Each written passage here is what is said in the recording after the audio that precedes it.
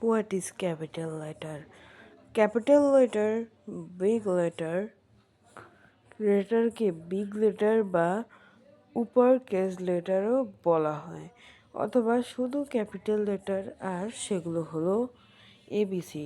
এখানে ফার্স্ট ছকে মানে প্রথম ছকটাতে দেখো এগুলো ক্যাপিটাল লেটার, আর দ্বিতীয় ছকটাতে ক্যাপিটাল লেটার নয়। তো এটা বুঝছো।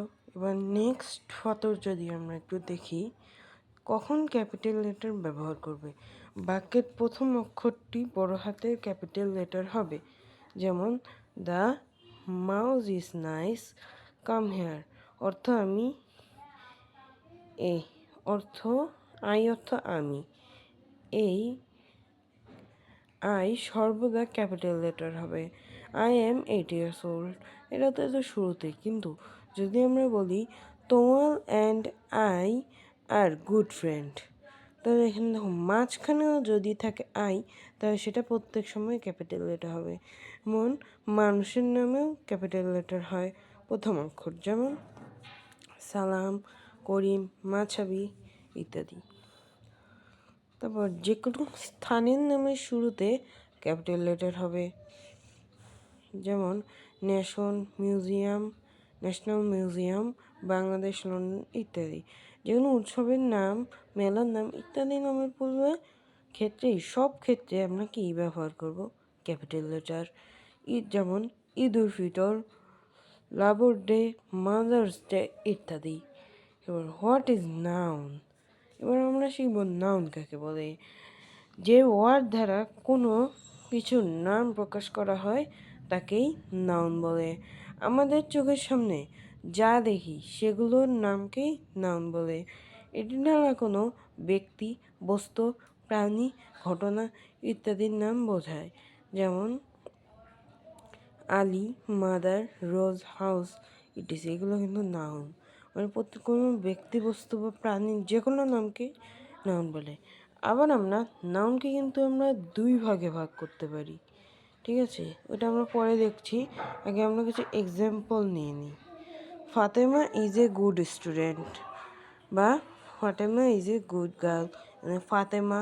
তারপর the mosque is very beautiful, এখানে মস্ক মানে মসজিদ, এটা কিন্তু নাউন। এখানে the moon is nice etc আরও এক্সাম্পল আমরা পাই। এখন প্রশ্ন আসতে পারে নাউন প্রধানত কয় প্রকার? নাউন প্রধানত দু প্রকার, অ্যাবস্ট্রাক্ট নাউন, কনক্রিট নাউন। এই অ্যাবস্ট্রাক্ট নাউন কাকে বলে চলো জেনে নিই। অ্যাবস্ট্রাক্ট নাউন, যেসব নাউন ধরা ছোঁয়া যায় না, শুধু অনুভব করা যায়, তাকে অ্যাবস্ট্রাক্ট নাউন বলে। যেমন অনেস্টি ইজ অলওয়েজ গুড, এই বাক্যে অনেস্টি বোঝায় সততা, যা আমরা ধরতে পারি না।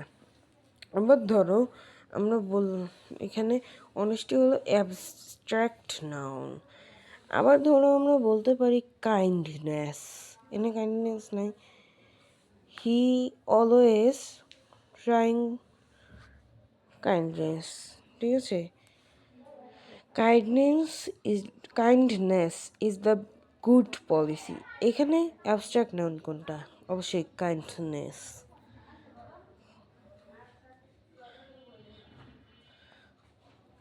তারপর ধরো, তো এবার আমরা জানবো অ্যাবস্ট্রাক্ট নাউন সম্পর্কে, কনক্রিট নাউন সম্পর্কে। যে সমস্ত নাউন আমরা ধরতে বা ছুঁতে পারি তাকে কনক্রিট নাউন বলে। যেমন আই হ্যাভ এ ক্যাট, এই বাক্যে একটা বিড়াল বা প্রাণী আমরা কিন্তু ছুঁতে পাচ্ছি, যেমন অ্যাপল, বল ইত্যাদি। তো এইভাবে আমরা কনক্রিট নাউন বুঝে গেলাম। তো আমরা এখন কিছু মূল কথা শুনি। আমরা এতক্ষণ ক্লাসে যা পড়লাম তা কথা।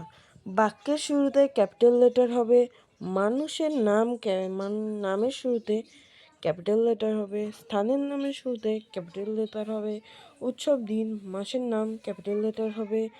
নাউন দুই প্রকার, অ্যাবস্ট্রাক্ট ও কনক্রিট। অ্যাবস্ট্রাক্ট নাউন যা ধরা যায় না, অনুভব করা যায় না, তাকে অ্যাবস্ট্রাক্ট নাউন বলে। কনক্রিট নাউন যা ধরা বা ছোঁয়া যায় তাকে কনক্রিট নাউন বলে। এবার কোথায় ভুল আছে এবার তো আমরা খুঁজে বের করি।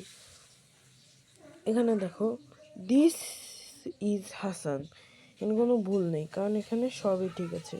ক্যাপিটাল লেটার আছে, নামের শুরুতেও ক্যাপিটাল। হি ইজ গুড, এখানে এ হবে না। তারপরে হি ইজ ভেরি অ্যাক্টিভ বয়, এখানে ভি ছোট হাতের হবে। এরকম করে তোমরা এই পুরোটুকু করে উত্তর আমাদের কমেন্ট বক্সে পাঠিয়ে দিবে। ধন্যবাদ। এরপরে আমরা একটা এক্সাম্পল নিব তোমাদের, এটা তোমরা করে আমাদের কমেন্ট বক্সে জানিয়ে দিও। তো এটা হচ্ছে তোমাদের বাড়ির কাজ। বাড়ির কাজটুকু লিখে নাও। নিচের বাক্যগুলো খেয়াল করো, খুঁজে বের করো কোনটি পড়বে, তারপরে বাড়ির কাজ আমাদের পাঠিয়ে দিবে। ধন্যবাদ। আজকের মতন এখানেই। আশা করি সবার আমাদের ক্লাসটি ভালো লাগলো। Bye bye.